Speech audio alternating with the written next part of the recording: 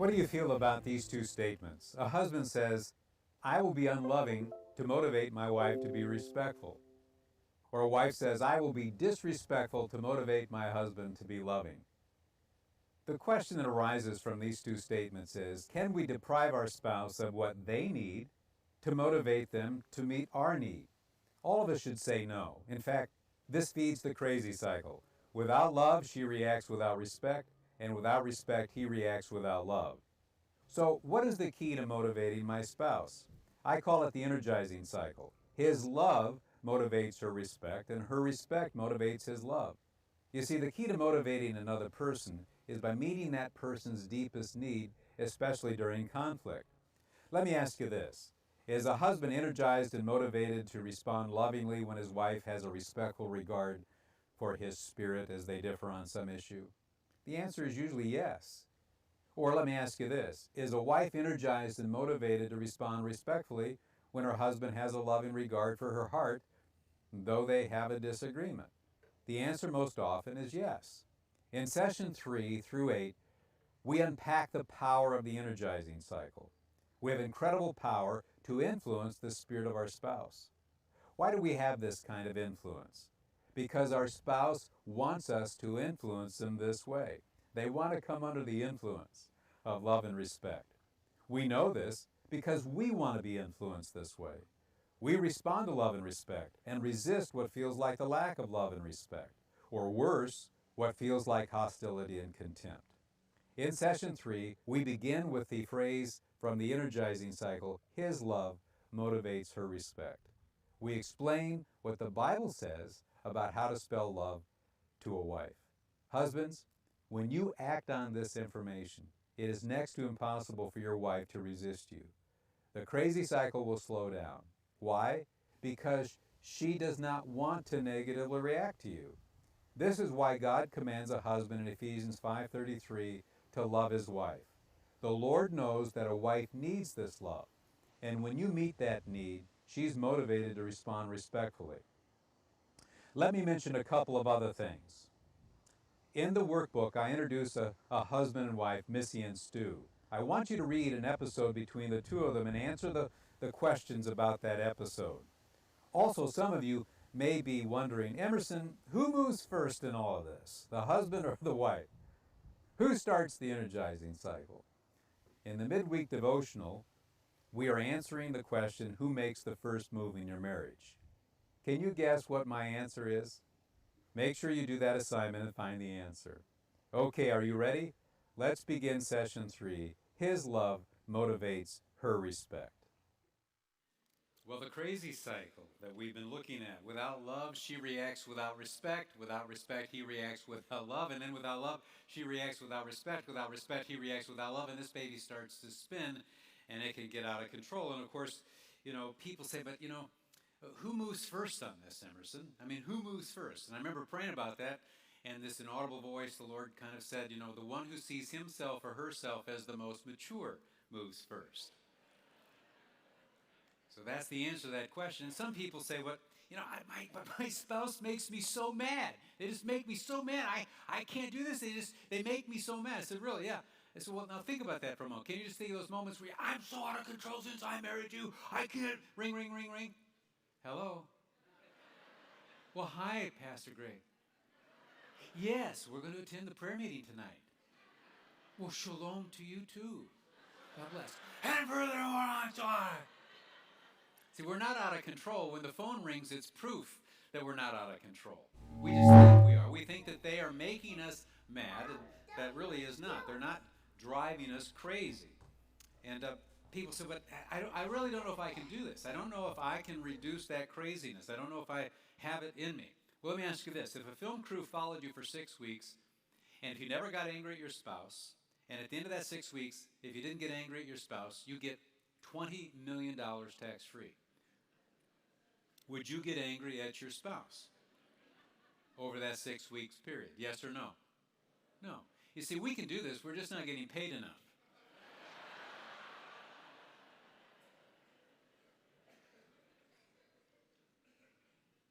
But I will tell you that we can't motivate this person to do the love and respectful thing by depriving them of love and respect.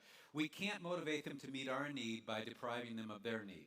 So if, as mature adults who want to move first, we've got to lock into some ideas. And we've got to really ask ourselves if we want to influence. Because I'm going to share with you, we have the power. What I'm going to be sharing with you can influence the spirit of your spouse. It is so powerful that they can't not respond if there's any degree of goodwill. It's that powerful. But what happens when we get irritated during the crazy cycle moments, the last thing we want to do is be loving on the heels of someone who's not respecting us, or to respect someone or come across that way to someone who's not loving. It's counterintuitive. It's not natural. It's even countercultural. And so the question is, what is the incentive for us to do that? In our last session tomorrow, we'll explain what I believe is the greatest incentive. The conference consists of 3 questions. Why do we negatively react to each other? We looked at that, the crazy cycle. How do we motivate each other? That's going to be the energizing cycle that we're going to begin tonight in this session. The key to motivating another person is meeting that person's deepest need, especially during conflict. But the need our spouse has isn't the need that we have, and the need they have during conflict is the very thing we don't want to meet because they're irritating us by taking up offense and deflating over something that is such a childish thing. And so the challenge for us is to think through, this issue of motivation. How do you motivate a person? The key to motivating a person is meeting that person's deepest need. And we're going to see the energizing cycle. His love motivates her respect motivates his love. And her respect motivates his love, and her respect motivates his love, and this baby spins in an energizing way. And the way you get off the crazy cycle is by getting on the energizing cycle. If I said, tell me when you've stopped thinking of the number 9, raise your hand. When you stop thinking of the number 9, raise your hand. See, the only way you can stop thinking of the number 9 is to do what? Think of another number. You got to replace the negative with something else. So if I say stop the crazy cycle, you're just going to fixate on it. So we got to shift from the fact that we're all going to get on the crazy cycle. If you marry, you've not sinned, but you will have trouble. 1 Corinthians 7:28. And so we're going to have these moments. Tuesday night is coming, and we're going to spin. It isn't a matter that we're not going to spin. We're going to spin. The question is, are we going to spin once or twice or 42 times? Some of us are spinning out of control. All of us are going to spin. Sarah and I every week get on the crazy cycle because we have different preferences. We're both good-willed people who have strong feelings about a number of things. And so we spin. The question is, do we spin on an ongoing basis, or do we try to jump off? We have the tools when we want to jump off. There are times Sarah will take my book and follow me around the house and says, what would you say to a husband who's treating his wife the way you're treating me right now? We practice what we preach, okay? We get on the crazy cycle. And we say this because you're not going to get off the crazy cycle. And that's okay. There's nothing wrong with you. Just learn, though, how to jump off once it starts. Some people say, we're about to spin.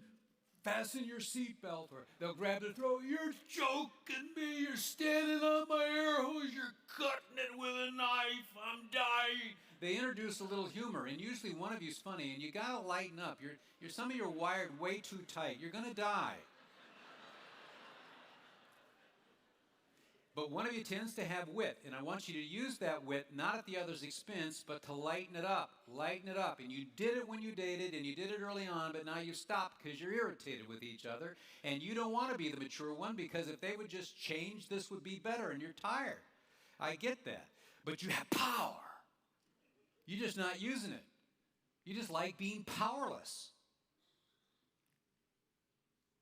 You'd rather be mad and powerless than relax a little bit, humor it, and move on. And so there are any number of people do all kinds of things to lighten up a little bit. And I want to say to you, lighten up. One of the techniques, just understand it. But now the question really is, okay, well then, how do I energize this person? How do I meet that person's need when I really don't want to? Well, you have to decide, do I have it within me to motivate this person, to influence this person, to energize, to persuade, to convict, to convince? The answer to this is yes. And some of this is almost an axiom. If you do this, they're going to respond. For instance, if a man just says, I'm sorry for being unloving, will you forgive me? I'm sorry. we're going to share with you, it's almost axiomatic for a woman, if she senses that's sincere and authentically said, not just because you're trying to get sex or something, but it's authentically said, she'll go, well, I'm sorry too. I shouldn't have said that. I was really, almost axiomatic. She can't not do that unless she's bitter. If she's a good-willed woman, if you're genuine, she says, well, I'm sorry too. I shouldn't have said that.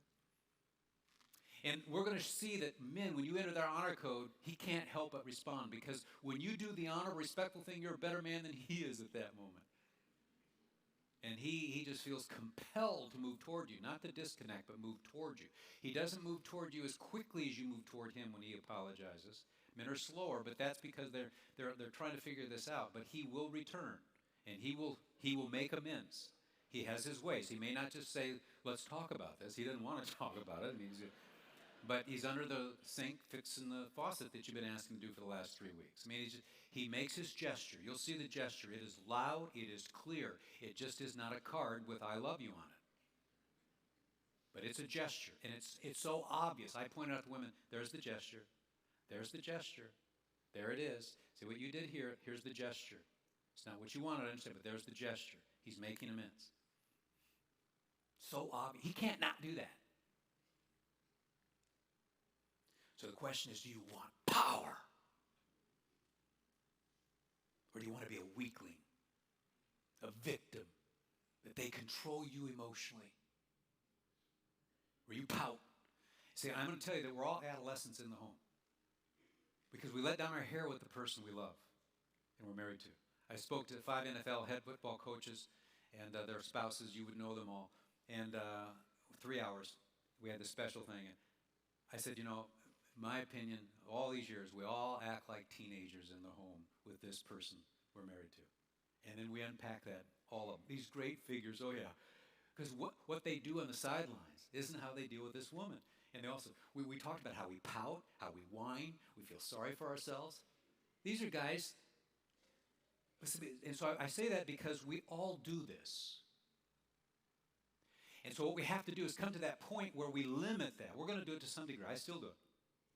But it's this habitual reaction. We're trying to say, you don't have to do that. In fact, it isn't working. So if you change the game plan a little bit, what I'm going to share with you is you can do some things here that this person, you'll literally see them respond in a way thought, why didn't I do this 15 years ago? Why didn't somebody tell me this 15 years ago? In fact, my daughter Joy started Love and Respect Now because she listened to all these people say, I wish I'd known then what I know now. So she started Love and Respect Now to get to the millennials, what people like you are saying, why didn't anybody tell us this? We've been on the crazy cycle for 30 years. I had a woman come up to me, livid. And I thought, are you mad at me? No, I've been on that crazy cycle for 30 years and nobody described it. Nobody told me how to get off of it. I've been in misery for 30 years. And so Joy has launched this to help couples stop this. So the question now is, how do you get on that energizing cycle? His love motivates her respect motivates his love. We're going to start with the love side, and we're going to talk to you men about this loving thing. But here you are on this marital bus ride, and I want to encourage you to decode, because in many ways we take up offense toward this woman because she talks to us in a way no one else does. But you can't project onto her masculine characteristics. There's no man in your world, no person in your world, but she's not a man, and she's not just everybody. She's your wife, uniquely so, and she has let down her hair, and so there are times she comes at you in a way that offends you. But is that her intent? And I'm going to tell you, no. But this man wrote me 13 years ago. I had an epiphany experience about 18 months ago that totally changed my life and my view of marriage. Without sounding too mystical, I have to say that I believe God spoke to me then, and the message and insight I was given I cannot keep to myself. In 2001, on a Saturday evening, I threw a dish in anger that hit my wife in the face. She called the police, and I was handcuffed and taken off to jail. A magistrate thought it best for me to sit out the weekend there and held me over on a lot of bond, and I wouldn't pay it, and that set my schedule for the weekend. After about 4 hours on a steel cot in the middle of the night, the novelty wore off. Boy, is she going to be sorry.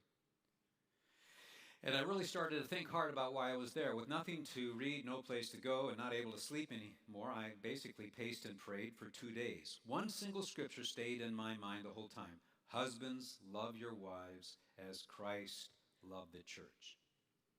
For 2 days, God replayed the memories I had of our arguments, and each one I was acutely aware of how I failed to love my wife. It was like pausing a video and having someone point to it and say, see, right here, you could have reached out to her and reassured her, but you were too busy trying to prove your point. At one point, I was seeing her face all distorted with rage as she screamed at me, but totally without any sound. The mute button had been pushed in this memory. And then, little by little, the sound came up so I could hear it. Only the words were not what my wife had been screaming at me. Instead, they were replaced with other words, words that I needed to hear. I want you to love me. Why won't you love me? I'm afraid and insecure, and I need you to hold me and love me. And that's when I began to weep. All this time, I've been so totally wrapped up in my own needs, to demand respect instead of being respectable, to be right at any cost, to win a petty argument. But this hurt our priceless relationship. I'd been so caught up in the words that I totally missed her heart, her need. This was my epiphany, and this is why Scripture commands me to love my wife the way Christ loves the church. And then he says, in my conversations with men since then, I've seen the color drain from their faces as I tell them about my experience. And I see the dawning of their own awareness as they realize how they've blown it too. We need this command, but not many of us know just how badly. Anyway, God sat me down for 2 days in jail, took away all the distractions, and forced me to look at myself in a way I'd never done before. By the end of it, I had been totally emotionally ruined and rebuilt. And I could hardly wait to get home and share with my wife what God had shown me. My last evening in my cell, I was freer than I'd ever been. I knew the Lord had spoken to me, and I knew I was going to do something about it.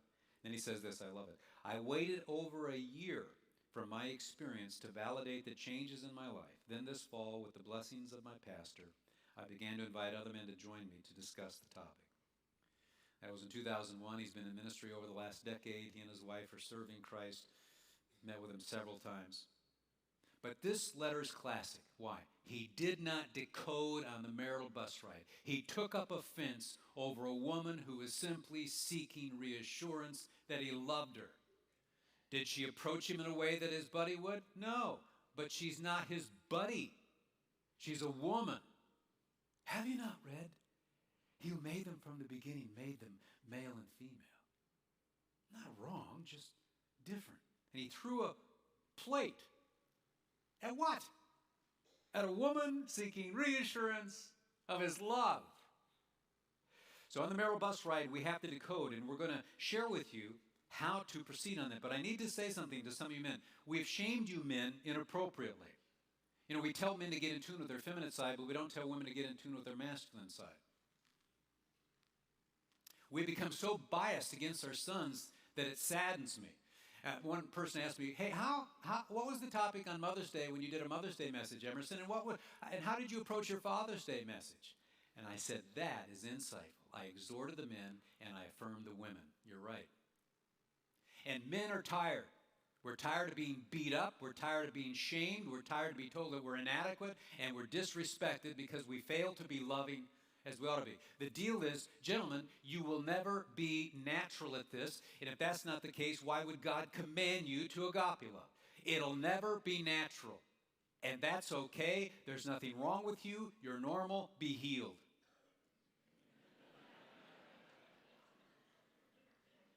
I'm sincere about that.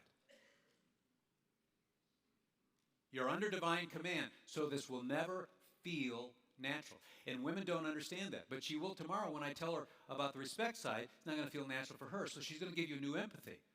God doesn't command us to do things He designed us to do. And God has commanded you to put on agape love toward a woman, especially when she appears disrespectful, because it's not natural to do. And I'm saying to you, that's okay. And it never will be natural, and there's nothing wrong with you. And some of you become addicted as a way of coping with a misery that's been inflicted upon you inappropriately.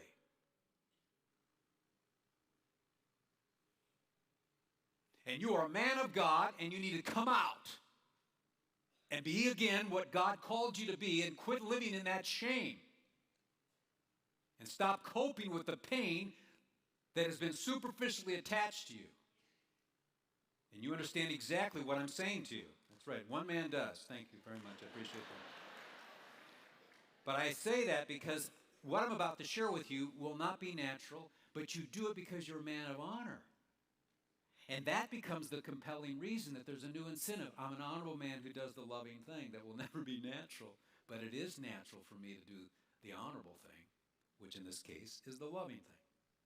So the question now is, what is a husband's love? You've got the fill in the blanks here. I think it's on page 13 or 14. And all the answers are in the back. So again, you can fill those in later on if you're lazy. Don't even exercise your even finger. Just sit there with the fingers still. You don't have to work.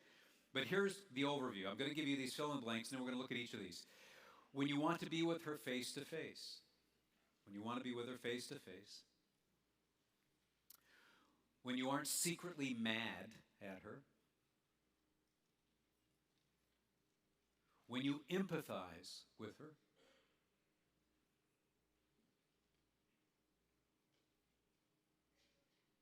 When you resolve and reconcile with her.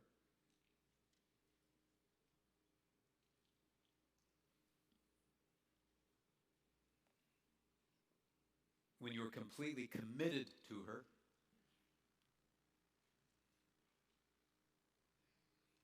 And when you treasure her above all else. Now, will any man here do these things perfectly, yes or no? No. And I love Proverbs 24:16 that says, a righteous man falls 7 times, but arises again. I love that, because even a righteous man fails. You are not going to love your wife perfectly. You're not going to do all these things. But what you can do is apologize for your imperfections. And you can actually touch her heart more deeply than if you were perfect, because she doesn't expect you to be perfect. She's just wanting you to acknowledge your imperfections. This is one of the areas of tension with Sarah and me. It's hard for us men, though, to acknowledge that we're wrong, like the fawns.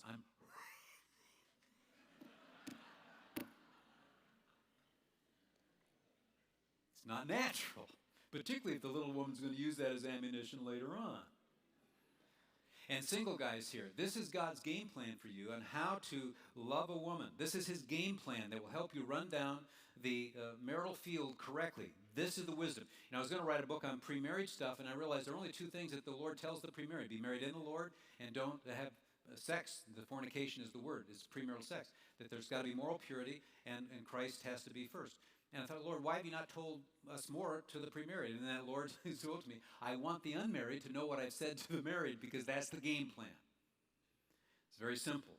And so this is encouraging. If you get this, you're ready. So I put this, though, together in an acronym called COUPLE, C-O-U-P-L-E, C-O-U-P-L-E. Each letter represents one of the concepts we just looked at. But I also use the word couple because your wife envisions the 2 of you as a photograph, the 2 of you right there. And then conflict rips that. And she's going to do everything she can to tape it back together. When it comes to emotionality, women are very aggressive, very assertive. In the public arena, the business arena, assertive training for women, because women allow themselves to be interrupted out of their graciousness. They will go quiet. They're just that sensitivity. And so they've been told they need to be more assertive, and we've all understood that. But in the home, when it comes to emotionality, you don't have to tell that woman to do that. She's very aggressive in reconnecting, to taping it back together. When she's threatened, she gets aggressive because it matters to her. And so what happens then, when you get on this crazy cycle, she is like, whoa, this is, why? This is like no big deal, come on. Well, it is to her. Don't you dismiss it because it has value to her, because it's not that important to you. Just as I'm going to say to her, tomorrow, there are times you just need to drop it. Will you remember it in a week? Will you remember it in a month? Will you remember it in 2 years? If not, some things just need to be dropped. You just have a need to talk about everything so that you eventually feel good, but you're killing him. It's just too much. And so there's a balance. And we're going to challenge him tonight to do some things with you and stay engaged because it meets your need. Tomorrow we're going to say, not always do you need to do that. And he doesn't have that need. And this is where we do the dance. And it's not a formula. We just have to sometimes figure out how to do it. But the Lord intends for us to try to do it in any given day.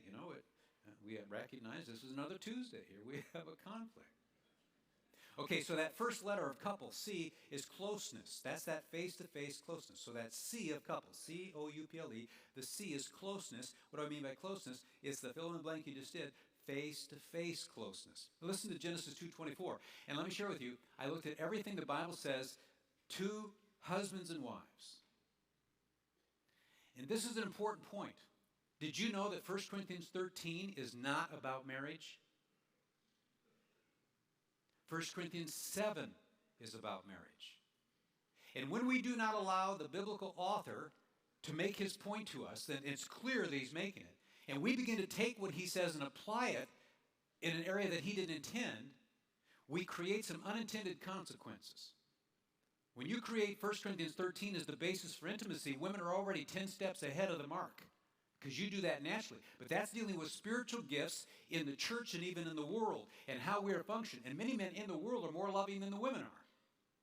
But when you take that criteria and apply it to intimacy, he's already behind.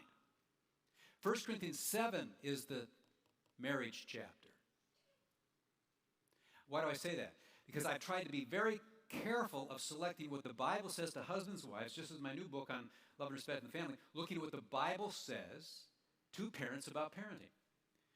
That's important to me. Whether it's important to you, I'm assuming it is. But see, what happens with people like me who are educated beyond our intelligence, so I got this PhD and I got this and I got that, then I do research, let's say on conflict resolution. Then I'm asked to speak in a Sunday school.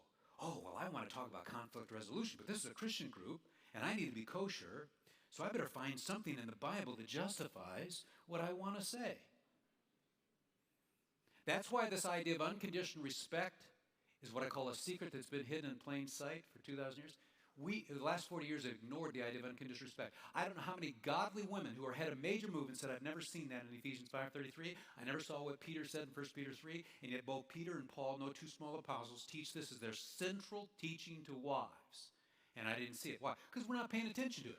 We don't want to talk about unconditional respect. There's no university that's going to set aside grant money to study this question. How to show respect to your husband because he's a male. We are extremely biased against men. So what happens, we read the scripture in the same way. We just ignore it because we don't want to go there. And when Hosea says, my people are destroyed for lack of knowledge, he's not talking about our ignorance with regard to social research. He's talking about the fact that we're not paying attention to what Abba, Yahweh, has spoken. And we do so to our own pain. Destruction even.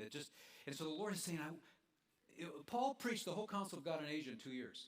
And it's been said the faith has been once for all delivered. So you have this body of content from Genesis to Revelation. That's it. And within that you have this narrow set of teachings on marriage. Here, there, and here. And so I put them together as best I knew how. And I put them in an acronym that we could remember it. Couples, and we'll explain why that's important. It's a teaching technique. It's an arbitrary thing. But hopefully the meat will come through and you can remember it. Boom, got it. And you do this, and you're going to be loving your wife the way Christ wants you to love, and it's probably going to work if you want it to work. So let's begin with a salient passage on this closeness thing. Genesis 2:24. For this cause a man shall leave his father and his mother, and shall cleave, there's the word cleave, to his wife, and they shall become one flesh. I could have used cleaveness, but it wouldn't have, really preached as well. But cleave in Hebrew, it's a permanent gluing. Just boom, cleave. And let me say that it's a face-to-face cleaving. Some say the essence of masculinity is initiation, the essence of femininity is response. And she's the princess, you're the prince. And she awaits the prince to move toward her and to move toward her face-to-face. And the act of sex, the oneness, to a woman is deeper than the physical act. The physical act demonstrates to her our oneness, that we are connected face to face, heart to heart, spirit to spirit. And in all the animal kingdoms, we are the only ones that have sex face to face in that sense. And so why? Because we are created in the image of God, and we are set apart. His glory is on us. And even the act of sex is a demonstration of this. And even in relationship to the woman, she gets it, she understands. And to her, sex is more like the intermission. Drama is the romance. And sex becomes the symbol of the drama of the romance. That's why she can't have sex if the drama is not there in a romantic sense. Listen to Genesis 29:34. My husband will become attached to me. See that physical attach. Genesis 30:20. My husband will dwell with me. See the proximity issue again. Song of Solomon 3:4, when I found him whom my soul loves, I held on to him and would not let him go. Or Song of Solomon 2:6, let his left hand be under my head and his right hand embrace me. This whole issue of closeness and face-to-face, I think you get it.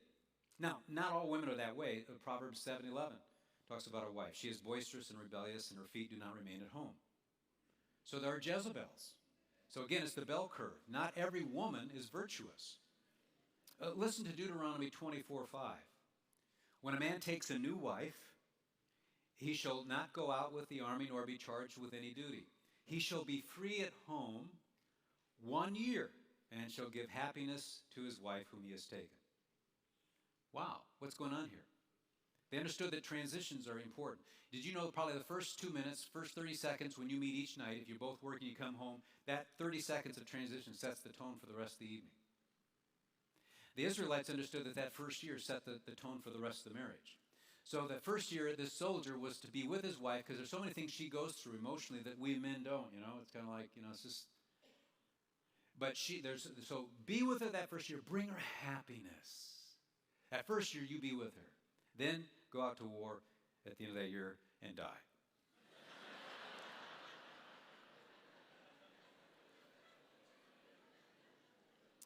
But about this face-to-face closeness, is there something in the woman that wants this? They've done research, the whole issue of which comes first, the chicken or the egg type thing. Is it social learning that creates this, or is it nature, nurture, that whole issue? What causes the human being? Of course, they wanted to find this out, and they did research on infant girls and infant boys. And when the infant girl's in the crib and she begins to see and look, they had her in the crib, and they would have humans stand around the crib, and they wanted to see the amount of eye contact she made with the human eyes, human faces. And it was amazing. This little girl, almost 100% of the time, looked at the two eyes. Why didn't she look at the elbow? She doesn't know she's got eyes. Why did she look at it? This is nature, because there was no social learning there. Then they wanted to see what the little infant boy, same thing. He's in this, and he's opening his eyes, looking around. They have humans around there, and he looks at the human faces until he sees the ceiling fan.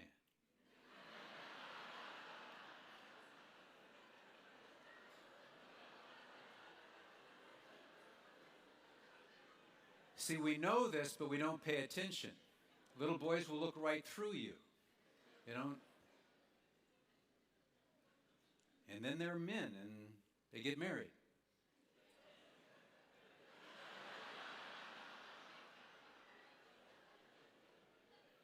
Not wrong, just... When Joy was 4, my daughter, we lived in Michigan, I was pastoring, and February night, Michigan, it's just pitch black. She'd be laid down for bed, 7:30, whatever, shut the door, turn off lights, and literally I'm laying there, she's next to me, with a little motor mouth, talk, talk, talk, talk, talk, talk, talk.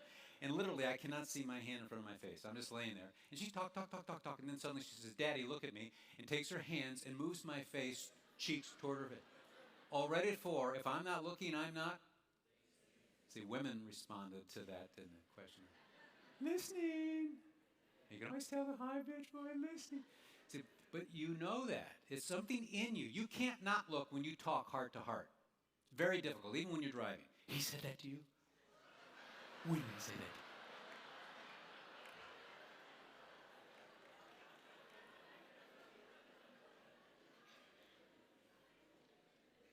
Deborah Tannen, the great secular linguist, says that women give the report to build rapport. That's how you build rapport, how you connect. And you give the report. And when you give the report, you look at the person. Why wouldn't you? I mean, this is not rocket science, Emerson. You're talking to a person. You look at them. You look at them eye to eye. You talk. You just look at the eyes. You can't not do that. God made you that way. But he made your son different. See, when there's provocation among males, what they've done is research, for instance, in the wolf pack. They've seen the senior male, alpha male, with these 3 junior alpha males, and there's meat. And now there's this conflict, and the junior males have to come to the point, do they want to take on the senior male and one of them take over? And if they decide that they don't want to fight, literally, they put their spout in the ground, look away, put their shoulder in the ground, and cower and look away. It's a statement of deference and honor. They look away. Runners are told when you're running through a neighborhood and a dog is coming at you full, don't turn and look at the dog. It's a provocation. Just look away. And they'll usually bark, and they'll stay on their edge. Now, there's no guarantee of that. Don't sue me. And I definitely know if you're in Africa, the lions will come after you. Just turn your head, they're not going to go away. But I think you get the point. There's tremendous truth in that. One day we had some horses in our neighborhood in a corral, and I'm going to do the horse whisper thing, so I stood with my back. See, the two horses were looking at me, and I'm looking at them. And then I just turned, did this, and then they came over. It's a statement that I'm not here to take you on.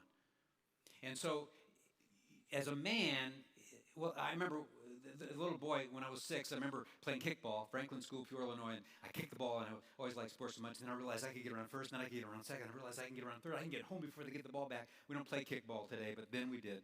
That was the life. Kickball. But a little girl walked between me and home plate, and I was looking back, and I just plowed her over, knocked her over. And today, what would a teacher say? Yeah, Eddie, my nickname was Eddie. Eddie, you say you're sorry. You look at her, and tell, I'm going to medicate you. Look at her, tell her you're sorry. Look at her. But if you let a little boy do it based on his nature, say, I know you're a young man of honor. I know you didn't mean to do that, but you tell her you're sorry.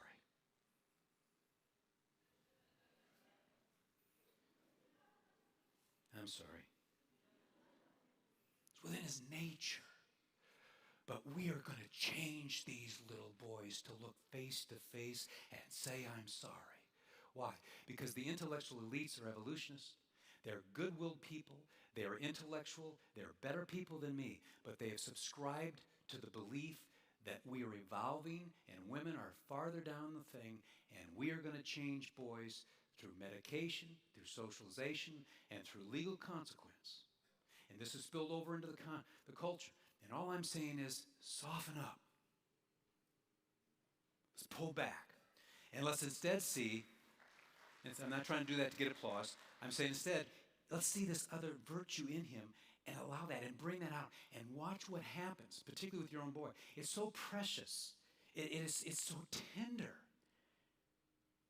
But we've got to come to grips with the fact that God made us differently. And if you don't believe that, then it's going to be difficult for you to adhere to this. I get that. If I was a mechanical evolutionist who believed I was here through randomness and believed that we are progressing through an evolutionary process, I would believe the same thing. But I had made a decision that I'm not. That was one of the reasons I came to Christ. I just couldn't subscribe to that worldview. It just didn't make sense to me. But your son, then, is this way. Your husband's this way. So now, am I saying this to justify you husbands not looking at your wife face to face? No, that's not the point. I'm helping her understand. But now, I understand why you do that. But here's the deal. Your wife is not trying to pick a fight. She's not trying to provoke you. She is feeling hurt. So this is why, as a man of honor, you can go and look at her face to face and deal with that without feeling that this is somehow going to create a worse problem. It's not. She'll actually soften at a certain point. And you can see the power of this, but it's not going to be comfortable. It's never comfortable. But I'm saying to you, that's okay, and there's nothing wrong with you. But I will tell you, when you look away, when you walk away, you're killing her. Because you're taking up offense, and your heartbeats are going through your throat, and you're reacting to something that's not there. And then you end up coming across even more unloving. You need to know you matter to her more than anything. This is not a complaint to you. This is a compliment to you. Does she deliver her need in a way that's appetizing to you? No. I get that. But you've got to decode on a marital bus ride. Decode, and everything will change, though nothing may change. I will tell you, refusing to be alone face-to-face can be an emotional killer to her. So decode, has she been reacting to you in a way that feels disrespectful? Are you on the crazy cycle? Did you say or do something earlier that felt unloving to her? You said, I don't want to be face-to-face with you. No one can look at that face at that moment. And you go on and on. You just miss the whole thing, and you just make a mess of it. At the end of the day, it's pointless. Completely pointless, because it's missing the whole dynamic. And it's also misrepresenting your deepest heart. So, how sad when she is seeking reassurance of your love and is not trying to be disrespectful, but you end up taking up offense and spinning you both on the crazy cycle. So just know she's moving toward you to be close with you face to face. In fact, one guy says, I get it, Emerson, I get it. She wants to be close with me. In fact, that touch, holding hands, right? Yeah. He said, Emerson, I get it. I hold my wife's hand now everywhere we go. Because when I let go, she shops. And in fact, there was this couple that came into a restaurant. They were in their 50s, and as they came in, she noticed another couple over there on the side, and he was sitting on the same side of the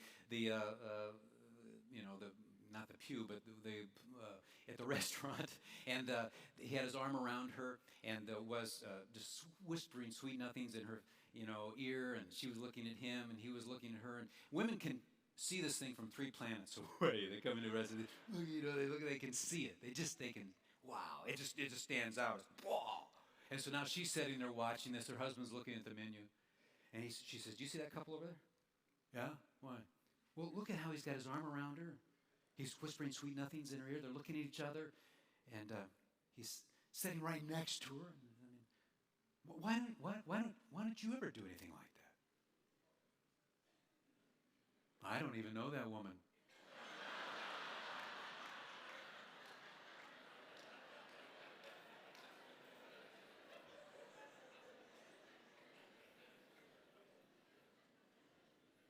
They were sitting in a booth. I could not think of booth. How old are we now?